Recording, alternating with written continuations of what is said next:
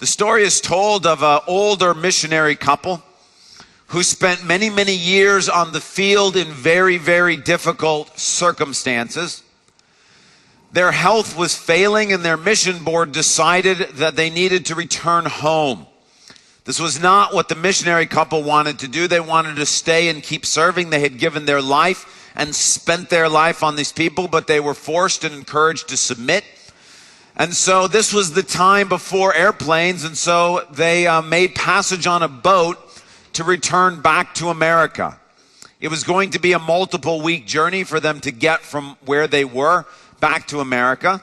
And on the boat where they were, or as they were traveling, there was a relatively well-known government official from America also returning back home. During the couple of weeks in which this missionary couple was on the boat, they have the chance to observe this government official, and his behavior was less than exemplary.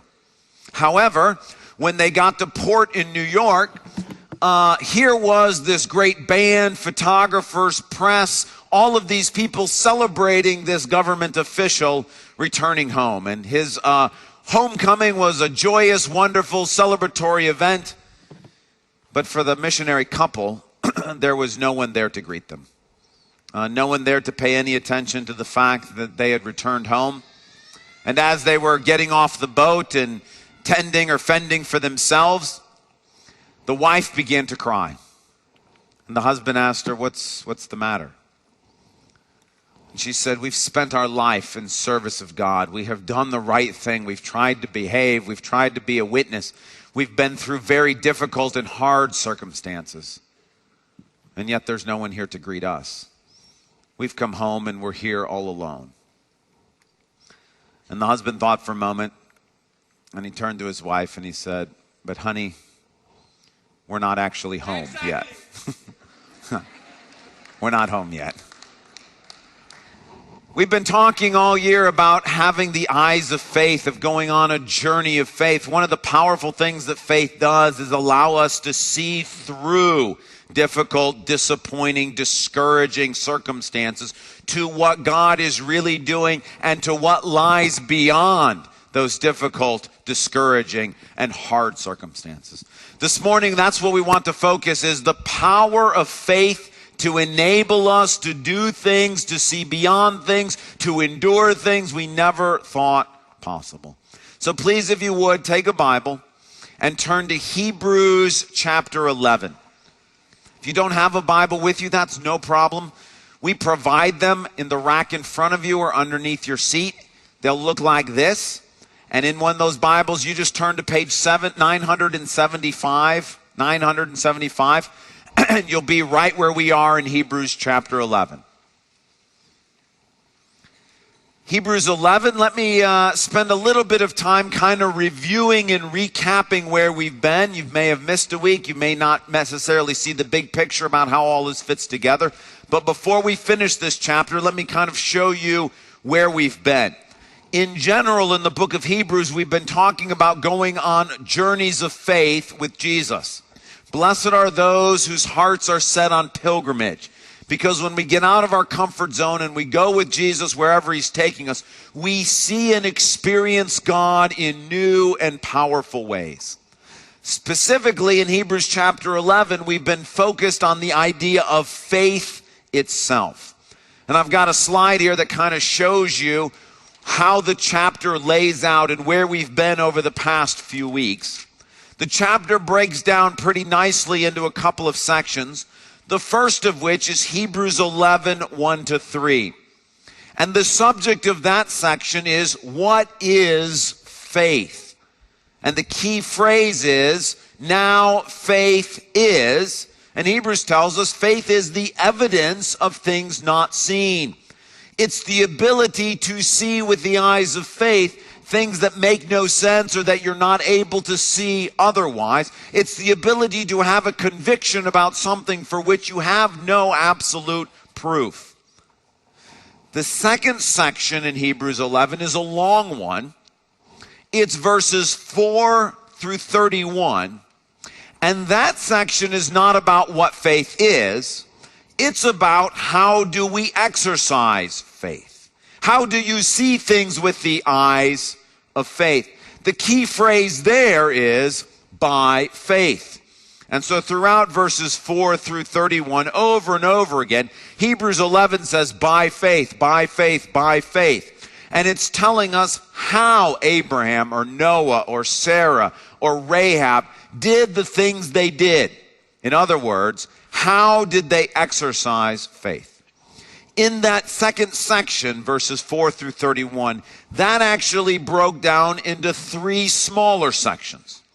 The first, verses 4 through 7, which answers the question, how do we see things or how do we experience things by faith?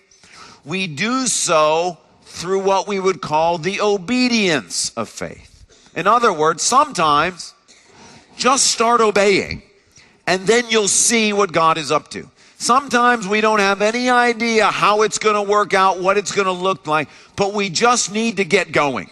We just need to do the thing that God has given us to do, and through that obedience of faith, we'll be able to see better what it is that's going on. The second part about how do we see, verses 8 through 22, is really about the illogical nature of faith. That sometimes God asks us to do things that don't make any sense to us or to others, and we're not able to see them through the eyes of faith until we stop trying to see them with the eyes of logic. This is what Proverbs 3:5 means when it says, trust in the Lord with all your heart and do not lean on your own understanding. Don't rely on your ability or my ability to make sense of what's going on. Trust in the Lord. And then third subsection, verses 23 to 31, is what we looked at last week. And that is the relationship between fear and faith. And the idea is that when you are faced with irrational fears, the only thing strong enough to counteract those fears is fear of God. This is why Jesus says to Jairus, after his daughter has died, right before Jesus raises her from the dead, he whispers in Jairus' ear, don't be afraid, just believe. Incidentally, someone in the church, a friend, sent me a link to a news story that appeared this week in the Detroit Free Press, which was that exact point about fear and faith. It's a story of a Detroit police officer. His name is Joe Dobbs Jr. He'd only been on the police force for a month. Just fresh out of the academy, found himself in a situation where his partner was in danger for her life. He jumped into the middle of the fray to rescue her, which he did, but as a result suffered incredibly painful and difficult injuries, slashed across the face multiple times. The Detroit Free Press was doing a series of articles honoring heroes in the Detroit area, and this young police officer was one of the ones they interviewed. And my friend from Calvary sent me the link because it fits so perfectly with last week's sermon and this point about fear and faith. This is what the officer said, or this is what's said about the officer in the article. He was quoted, all my training was kicking in when asked, how in the world did you have the courage to jump into the middle of this? The other part was God putting me through this to save someone, said Dobbs, who felt he was being tested, meaning the Lord was asking him to do this. I chose this line of work. I know what could happen, but I'm living my dream to be a police officer, he said, adding, my faith is bigger than my fear. That was the point from last week, is the idea the only thing that can give you the courage to face your fears is faith in God. Well, that was the last part of the section about how do we see things with the eyes of faith. This morning we're moving into the last section of Hebrews chapter 11. And this, I would say, is about the results of faith. Hebrews 11 has talked about what is faith, how do we have faith, and now at the end of Hebrews 11 we look at what are the results of faith. And the key phrase is no longer by faith.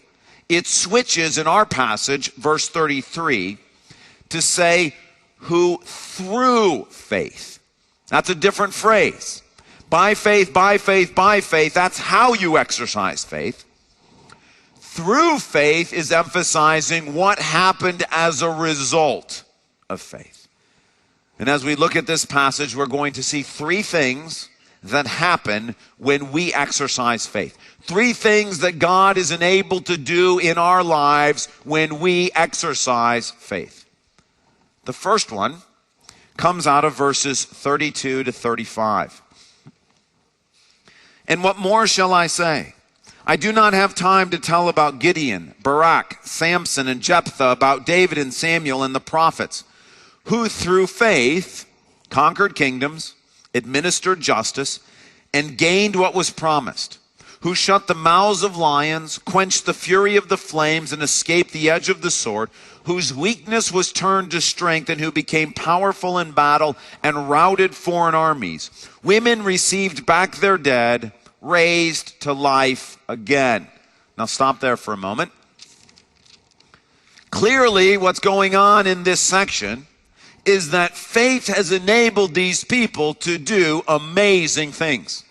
They're conquering kingdoms. They're administering justice. Their weakness is being turned to strength. People like Gideon, who thinks he's no military leader whatsoever, with a very small band of men, is able to overcome an incredibly large Midianite army. His weakness turned to strength.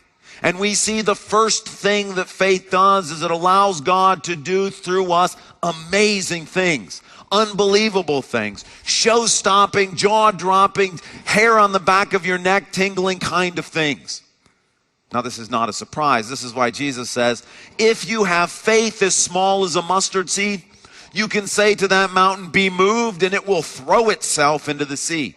It's why Jesus says, anything is possible for him who believes.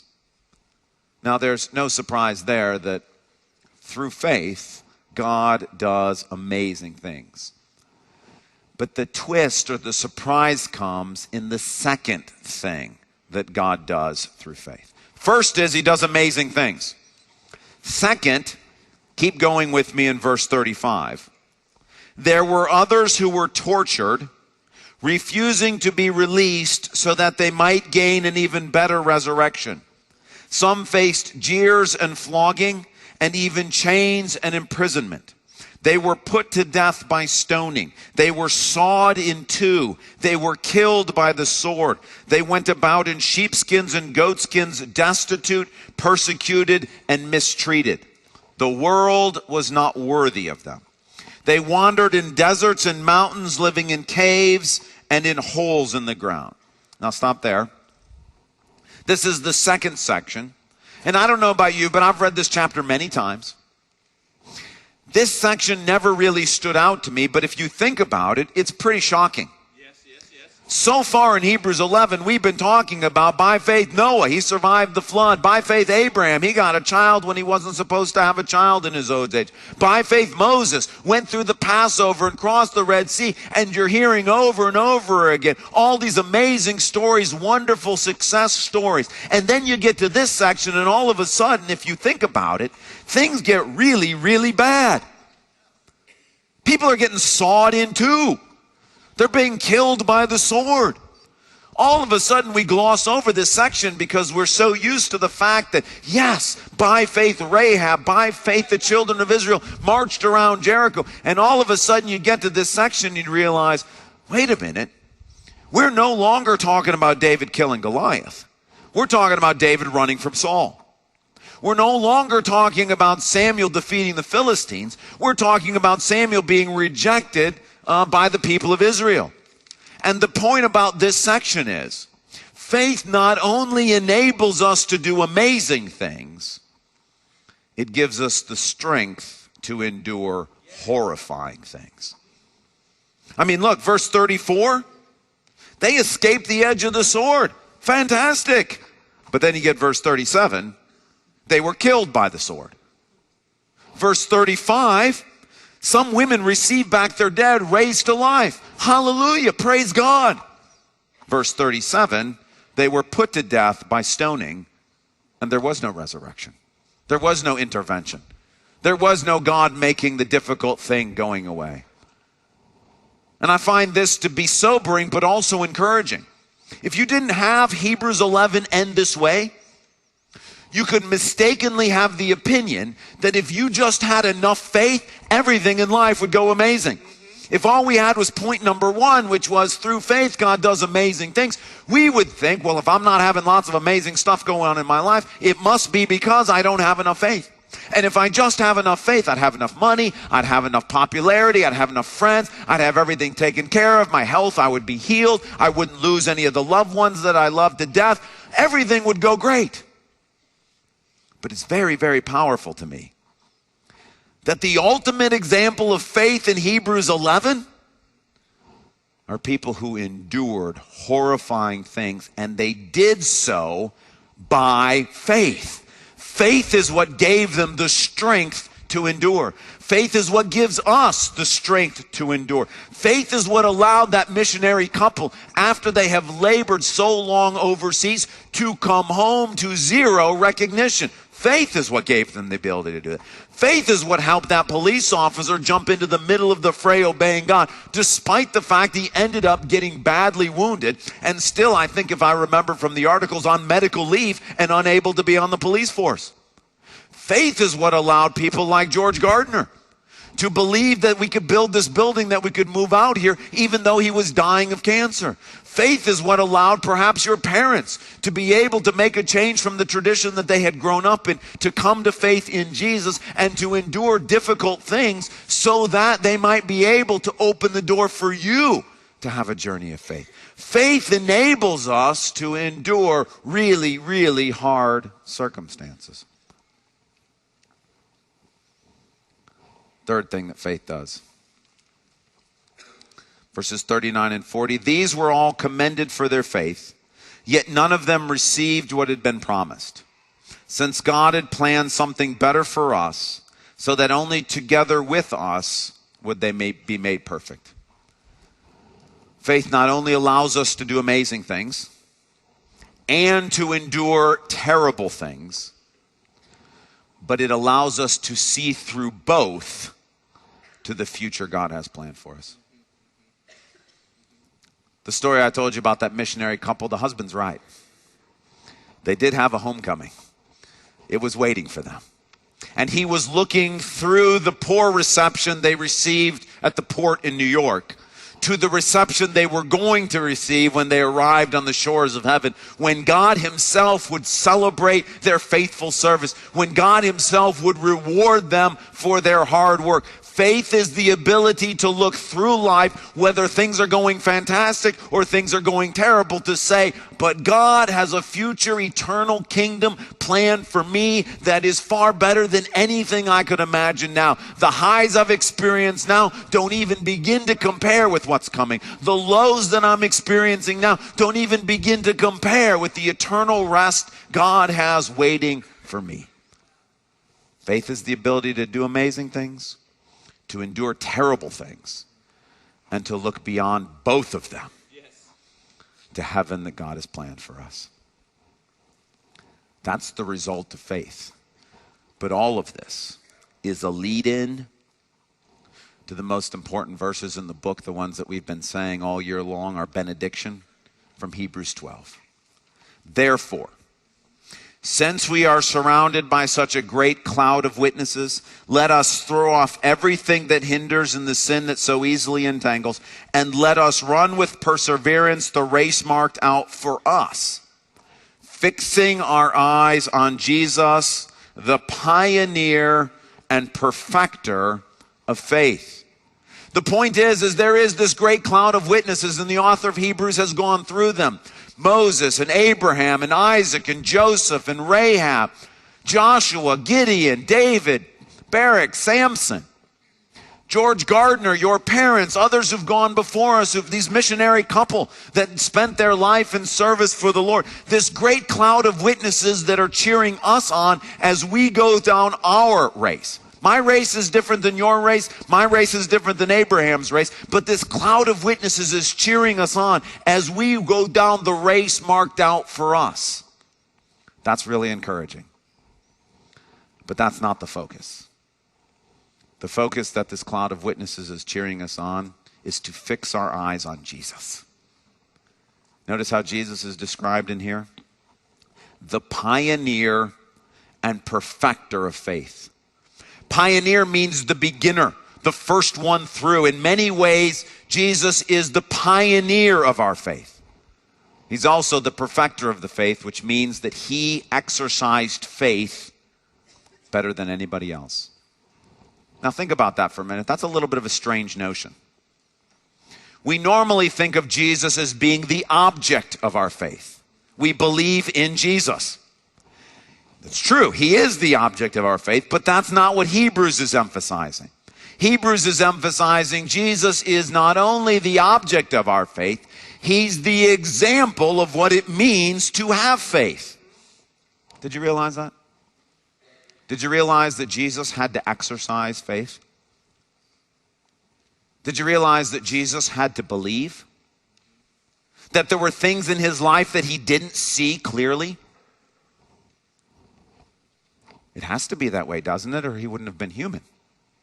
He couldn't have been fully human if in every situation he saw clearly exactly what was going on. He was never tempted to doubt. He was always sure of exactly what was happening and how everything would work out. He wouldn't be fully human if that was the case.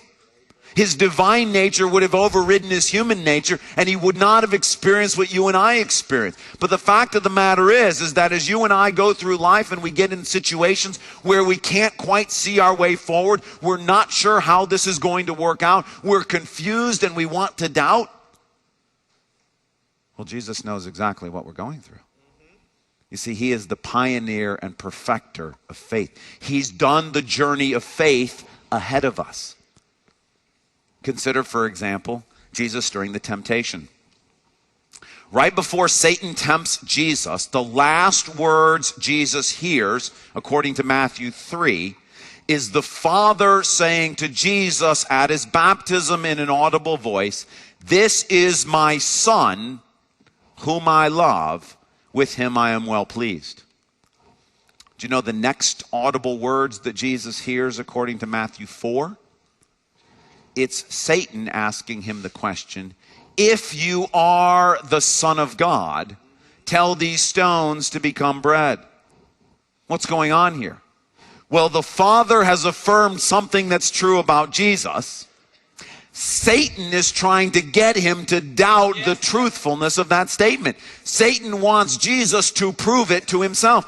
There's nobody else there. Who else would Jesus be showing this to except himself? Satan already knows.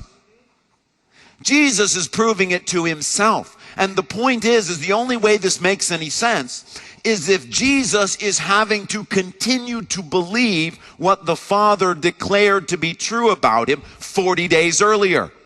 Which means Jesus goes through the same thing you and I go through, which is God sometimes tells us something on Sunday, and then on Monday we tend to doubt it or forget that that's really true. Jesus is having to believe by faith that he's the Son of God. Look, if he knows it for sure, Satan knows it for sure, and God knows it for sure, why this question? What is Satan tempting him with? Jesus knows it in his divine nature. But in his human nature, just like you and I, there would be a temptation to doubt. But notice how Jesus responds. Jesus answered, "It is written, man shall not live on bread alone, but on every word that comes from the mouth of God." He said, I'm not going to prove it to myself. I'm going to believe what the Father said about me at my baptism. The words that came out of my Father's mouth, that's what I'm putting my faith in.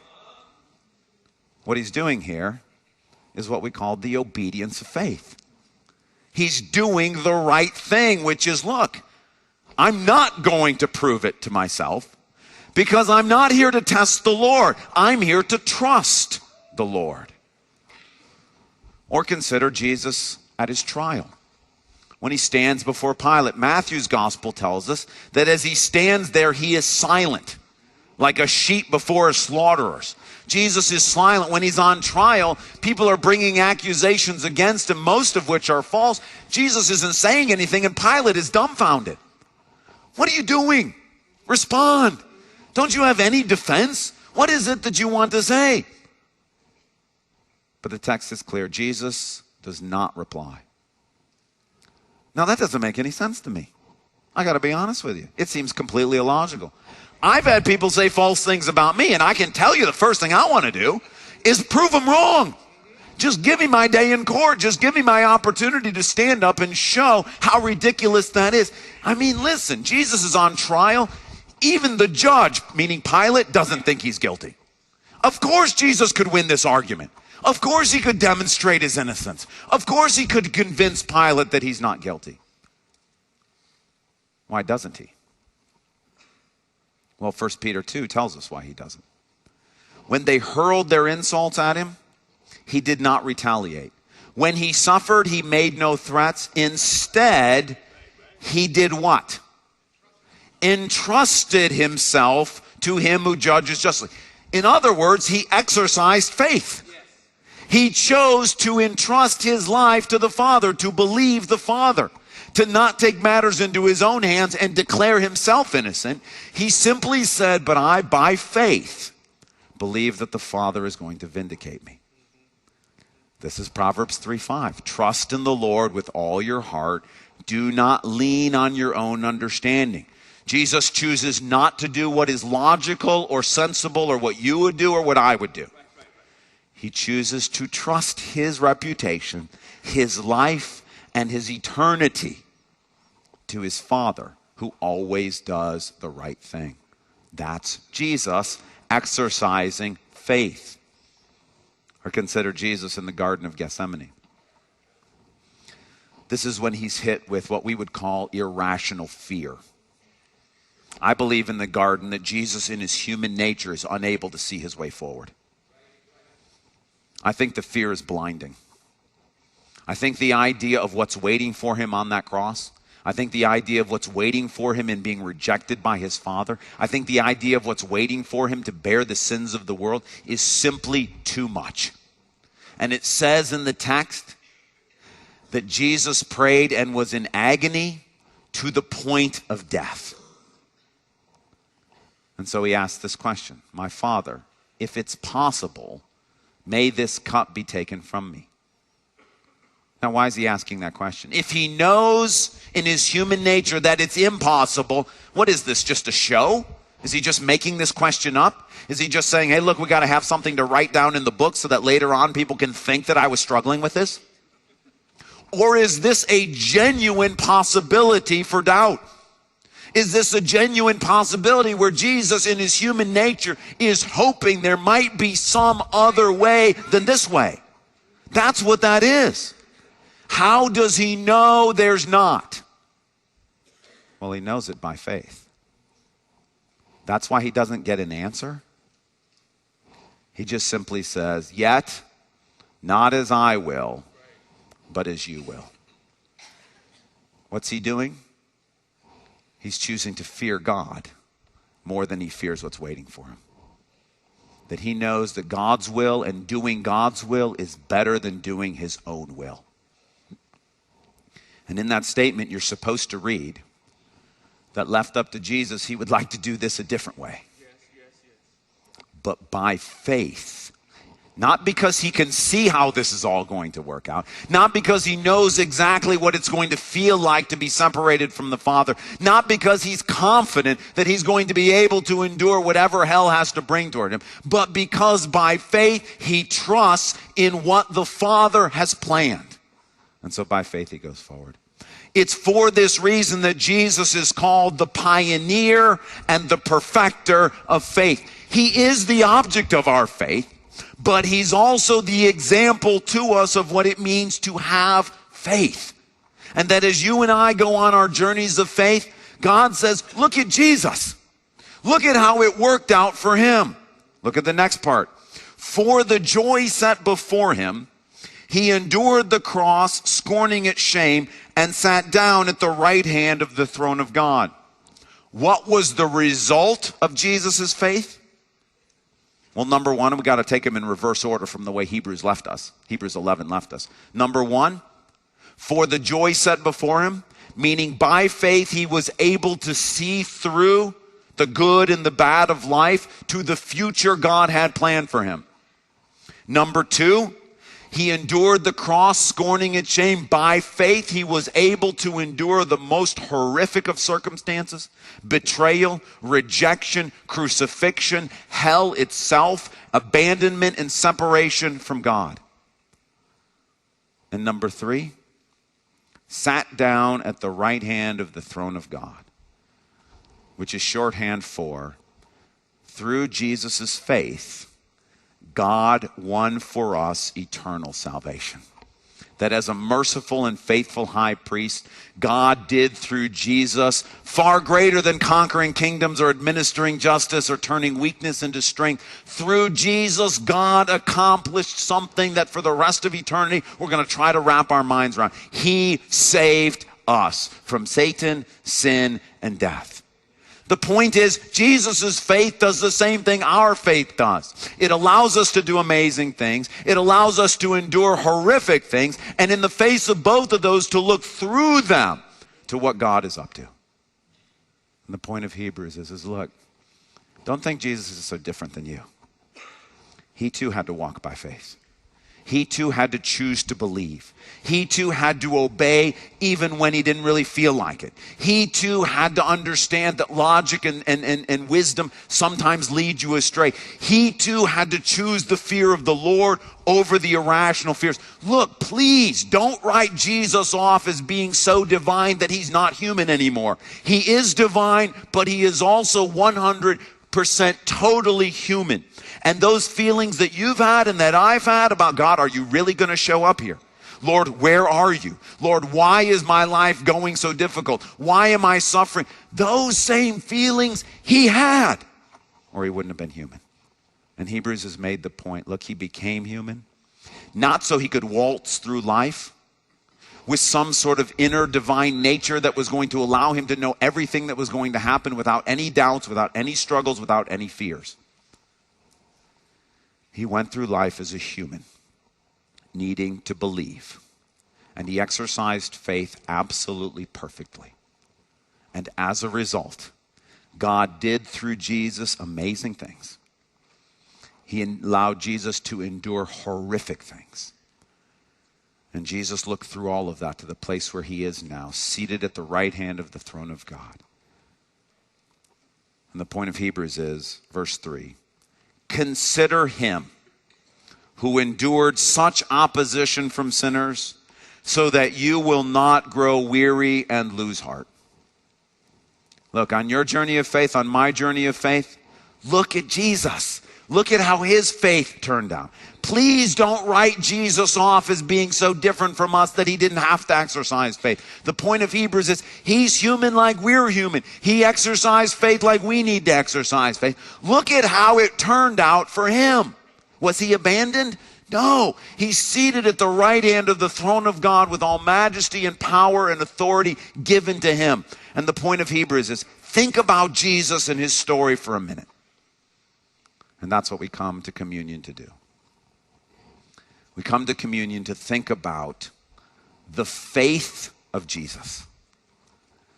And I believe that God brought you here this morning because he wants through your faith to do something amazing, or to help you endure something horrific, or to help you see through both the highs and lows of life to what's coming in the future. And he brought you here this morning to say, fix your eyes on Jesus and the way he exercised faith, the way he obeyed, the way he didn't lean on his own understanding, the way he feared God more than his circumstances. Look at how Jesus did this thing, and look where he is now. Look what God has done with him. And I believe the encouragement that as we take this bread and as we take this cup, I'm guessing that God brought you here because there's some area of your life he wants you to exercise the faith of Jesus. Not just faith in Jesus, but the faith of Jesus. And as you hold that bread and that cup, there's going to be a chance for some quiet reflection. There'll be some questions on the screen to help you think through. What is it that God is asking you to have faith in? What is he asking you to believe the way Jesus believed? So that he might accomplish great things through you? So that he might help you to stand in the face of the horrendous things you've been asked to do? or so that you might be able to see through both of those to the amazing future God has planned for you with Jesus.